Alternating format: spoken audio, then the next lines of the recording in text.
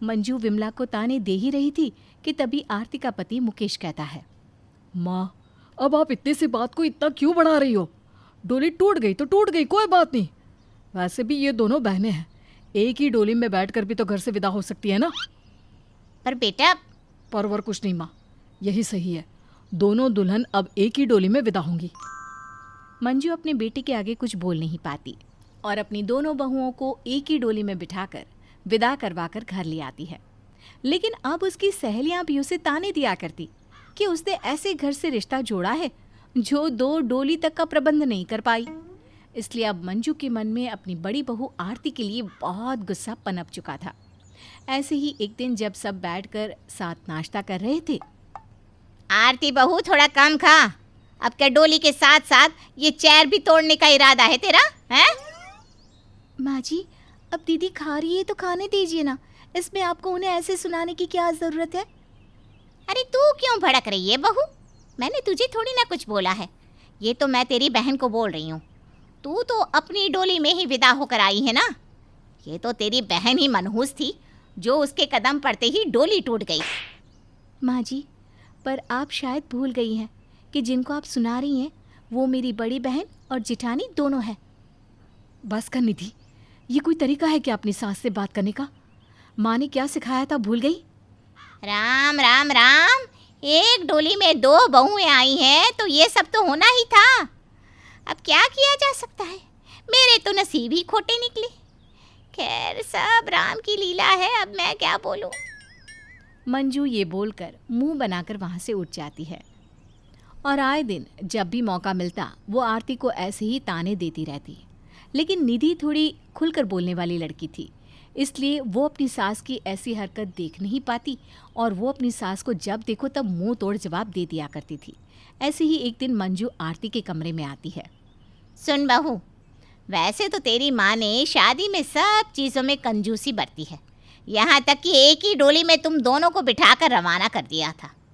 लेकिन मैं चाहती हूँ कि आने वाले त्योहार पर तू अपनी माँ से मेरे लिए अच्छी अच्छी साड़ियाँ मांगे, समझ गई ना? ठीक है माँ जी, मैं माँ को ये बात बोल दूँगी, आप फिक्र ना करें। अब फिक्र तो होगी ना। अब तू ही देख, जब से डोली टूटी और तू हमारे घर आई तब से कुछ अच्छा ही नहीं हो रहा। जब देखो घर में कलेश बना रहता है, साथ ही मुकेश का मुंह भी बना रहता है। मुझे तो लगता है कि तेरे ही पैर ठीक नहीं है इस घर के लिए। खैर छोड़ो, अब किया भी क्या जा सकता है। मंजू अपनी बहू को ताने कसकर वहाँ से चली जाती है, जिसके बाद निधि अपनी बहन को रोते हुए देखकर सब समझ जाती है कि ये सब किया धरा उसकी सास का है और ये सब समझकर वो अपने कमरे में जाकर खुद से कहती है, लगता है माँ जी को शगुन अपशगुन का पाठ पढ़ाना ही पड़ेगा, वरना ये तो मेरी बहन की लंका लगा कर ही रखेंगी। और वो बेचारी तो इतनी सीधी है कि कभी कुछ बोलेगी नहीं। अब तो मुझे ही कुछ करना पड़ेगा, क्योंकि जब सीधी उंगली से घी ना निकले तो उंगली टेढ़ी करनी ही पड़ती है। निधि ये बोलकर अपने दिमाग में एक तरकीब बनाती है और सभी घर वालों के उठने से पहले अपने घर में बने कृष्ण भगवान के मंदिर में जाती है और कहती है, माफ़ करना कान्हा जी, पर मैं जो कर रही हूँ ना, अपनी सास की अकल ठिकाने लाने के लिए कर रही हूँ।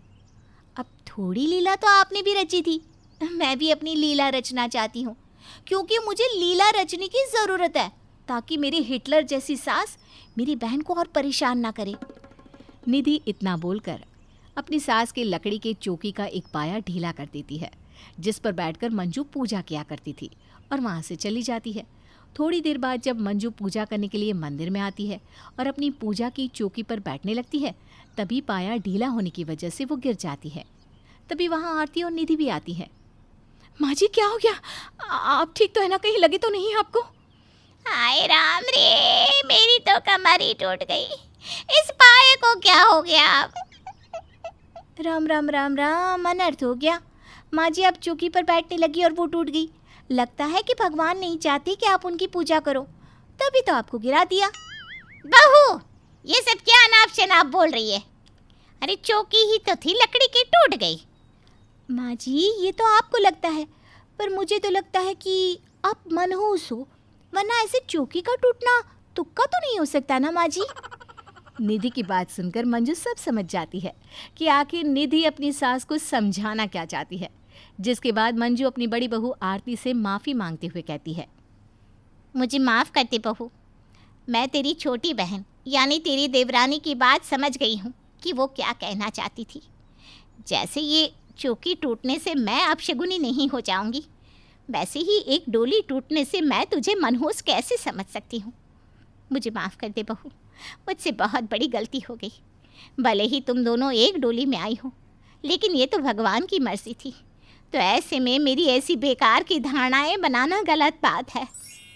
माँ जी, आप मेरी माँ जैसी हैं, आप माफ़ी मत मांगिए। मुझे अच्छा लगा कि आपने मेरी बात को समझा। इसके बाद मंजू अपनी बड़ी बहू को कभी भी एक डोली में 2 बहुएं लाने का ताना नहीं मारती और खुशी से अपनी दोनों बहुओं के साथ उनको बराबर का प्यार देती रहती है।